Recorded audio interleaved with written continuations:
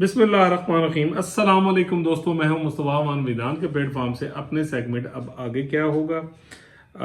अगर आपने ये चैनल सब्सक्राइब नहीं किया तो काइंडली कर दीजिए, बेल आइकन का बटन भी दबा दीजिए, क्योंकि ये याद रखिएगा वजदान दुनिया में वो चैनल है जो आपको बगैर तसुबात के, बगैर जनाब किसी की कहते हैं अपना थरथरली मचान दे या सनसनी मचान दे, आपको वो खबर देता है जो हो चुकी है, जो हो रही है या जो होनी है। ठीक है जी, ये पाकिस्तान बनाओ चैनल है, इसको ज़्यादा से ज़्यादा सब्सक्राइब कीजिए और मुल्क की खिदमत कीजिए और मेरा साथ दीजिए।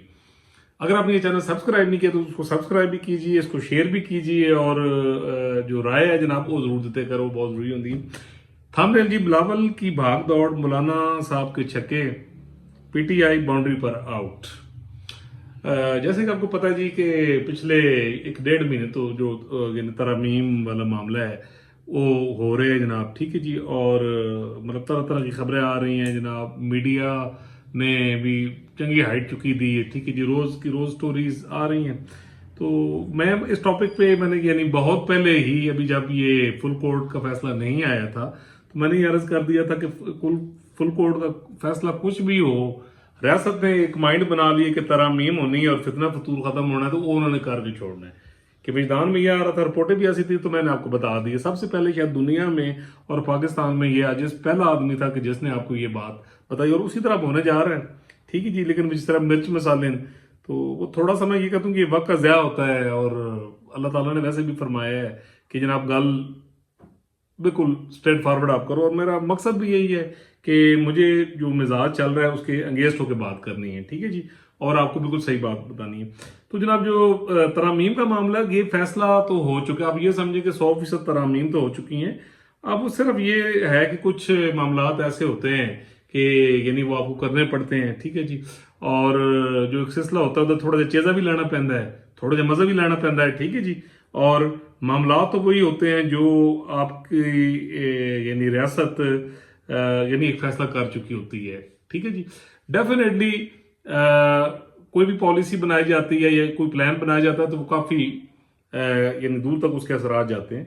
तो ये तो मैंने आपको यानी स्टार्टिंग में बता दिया था, और क्योंकि मेन मसला ये था कि ये जो जुडिशियल एक्टिविज्म था और ये अदालतों में बैठे हुए जो यूथड़ाइज्म था, जिसने ख़ास तौर पर ये साकिब नसार से ये जो गलाजत शुरू हुई थी और फिर बंडियाल तक रही, और फिर बंडियाल के बाद भी जरा वायरस से कुछ लोग तो भाग गए, जैसे जाजुल एहसन और नकवी को निकाल दिया गया, और उसके बाद भी काफ़ी ज़्यादा इस यानी वायरस ने चंगे भले बंदे सन जेडे आयन कानून के दायरे रहते सन, उनको भी मुतासर किया। ठीक है जी, और फिर जिस तरह का ये फुल कोर्ट का फैसला जब आया गैर कानूनी, जिसको यानी अब कहा जा रहा है कि उस पर अमल नहीं हो रहा, और अब उसकी वजाहतों पे वजाहतें आ रही हैं, और ये 8 रुकनी वो जो जज थे उन्होंने फिर दोबारा वजाहत की है।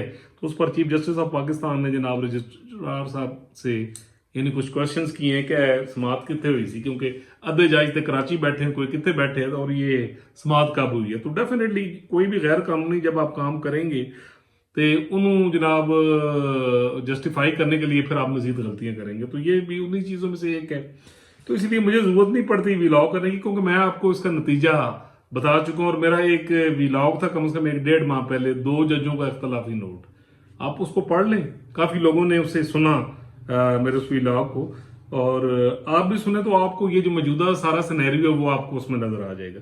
तो आप जनाब जहाँ तक तरमीम की बात है, तो इसमें मैं बिलावल भुट्टो जरदारी साहब जो बहुत बड़े लीडर हैं, और वो उस शख्स के नवासे हैं और उस अजीम खातून के बेटे हैं जिनके वालिद शहीद जुल्फ़िकार अली भुट्टो साहब के दौर में ये 1973 में पाकिस्तान का दस्तूर पास हुआ था उनकी काविशों से। तो उनके जो नवासे हैं जनाब, उन्होंने भी एक यानी इसका बेड़ा उठाया, और बिलावल साहब एक्टिव हुए, और बिलावल साहब ने एक छोटी एज में यानी बहुत यानी साबित किया कि विजडम के लिए या एबिलिटी यानी होनी चाहिए, उम्र का कोई चक्कर नहीं होता।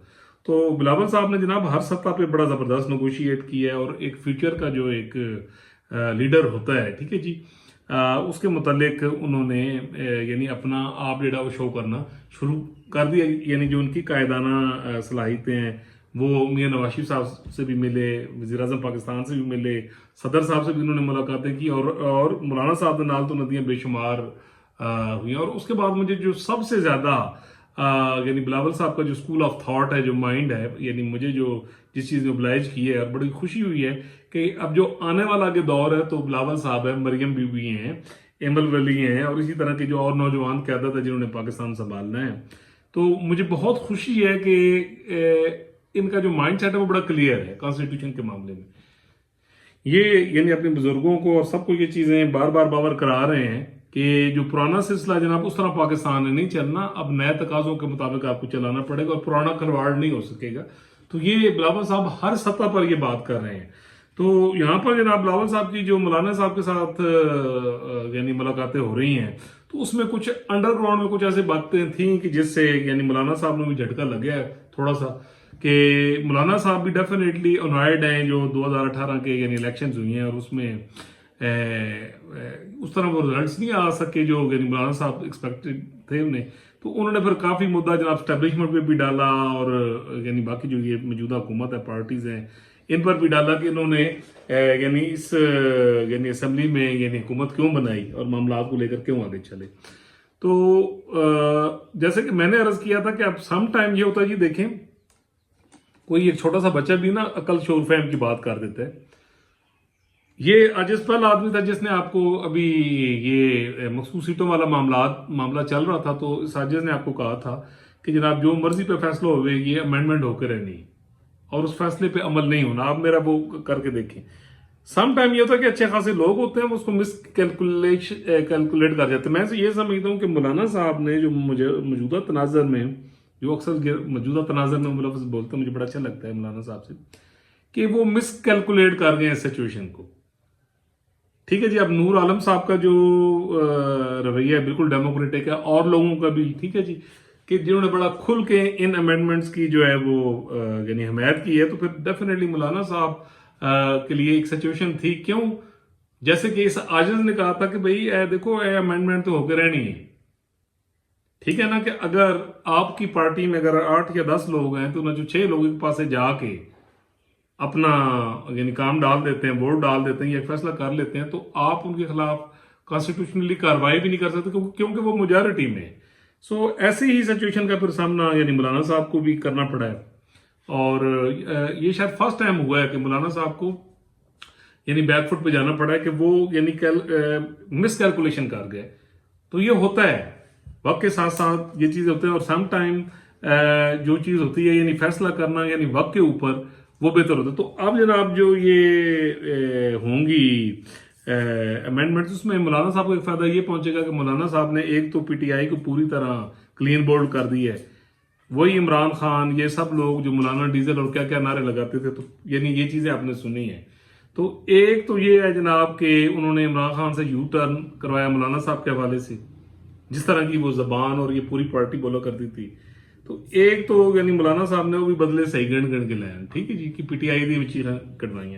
फिर उनको ट्रक की बत्ती के पीछे भी यानी निकाला। और जब मौलाना साहब ने देखा कि गेम उन्होंने हाथों भी निकलने लगी है, तो मौलाना साहब ने एक अच्छा यानी फैसला किया है। और ये कल रात जो गुजरी है उसमें उन्होंने यानी अनाउंस फरमाया कि जनाब यानी हमारा जो है ना वो कंसेंसस हो गया, क्योंकि वो कंसेंसस ना भी होता तो यानी वोट डाल जाने थे।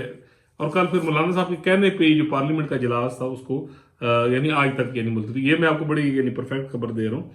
तो अब उसमें जनाब ये है कि गौहर अली खान साहब और असद कैसर साहब और सलमान राजा साहब जो हैं यानी वो मिलने गए हैं इमरान खान साहब से। तो वो जनाब ये कि पक्की रिपोर्ट यानी मैं आपको बता दूँ कि खान साहब से अमेंडमेंट पर 5 मिनट भी बात नहीं हुई और खान साहब बस अपना रोना धोना रोते रहे हैं। और उत्थे फिर जो उन्होंने एग्रेशन का मुजाहरा किया और वही फकड़ और गालियाँ थी कि भाई मैं अंदर डके पे हैं और तो आप लोग कुछ यानी कर नहीं रहे होते, अवाम क्यों नहीं यानी बाहर निकल रही। तो यानी उस पर यानी ज़्यादा टाइम और वही रहा है। तो अब मैं एक चीज़ प्रेडिक्ट कर रहा हूँ कि मुझे ऐसे लग रहा है कि आगे चलकर कुछ महीने 1-2 माह तक आप देखेंगे कि हो सकता है कि पीटीआई के यही लीडर जो हैं ये खान साहब से बगावत कर जाएंगे। अभी तो पर्दा पांदे पे हैं कि नहीं जी, खान साहब ने कहा खान साहब ने जनाब साफ किया है कि ए कम शम को नहीं होने देना, बस उसी रोला और उसी बार फितना फतूर पाओ। ये खान साहब का यानी मैसेज था, जिसको बड़े डिसेंट तरीके से उन्होंने जनाब जो है ना वो तरीके से पेश किया है। तो अभी आप देखेंगे कि यही वाले लीडर ये जो खान साहब को मिलने जा रहे हैं, और अली अमीन साहब के मतलब तो मैंने बहुत ऐसा क्योंकि सीधे हो गए हैं, ये आज इस दुनिया में शायद पहला आदमी था, आपको बताया था। तो अब आप देखेंगे गौहर अली खान साहब और बहुत सारे लोग हैं जो आप देखेंगे कि आने वाले दिनों में जनाब ये यानी पीटीआई की जो मैंने एक प्रिडिक्शन की हुई थी, आप देखेंगे कि ये बड़ा वाज़ह तौर पर यानी सामने आ जाएंगे और ये अवाम नाज दस होंगे कि भाई ए शख्स जड़ा है मुल्क के बीच अमन नहीं चाहता। तो जनाब जो बिलावल साहब की परफॉर्मेंस है जी, वेल डन बिलावल साहब। और अब उसका यानी आपको रिजल्ट जो है वो अमेंडमेंट की सूरत में नजर आएगा कि बिलावल साहब ने बड़ा एक्टिव रोल किया है, और आखिरकार मौलाना साहब ने भी हालात को देखते हुए हैं, ठीक है जी, छिक्के भी मार लै ते ਉਹਦੇ ਨਾਲ ਨਾਲ उन्होंने इनिंग्स भी डिक्लेयर करके मौका दे दी। तो जनाब अमेंडमेंट तो फिर तो पता यानी होनी ही है। तो इस साजिश ने आपको पहले बताया था जनाब, और भी खबरें बहुत सारी हैं, इंशाल्लाह ताला अगले व्लॉग में बात करेंगे। अल्लाह ताला पूरी दुनिया पर, पाकिस्तान पर, बच्चे बच्चे बूढ़े पर अपना करम करे, फजल करे। इंशाल्लाह जी मिलेंगे अगले व्लॉग में।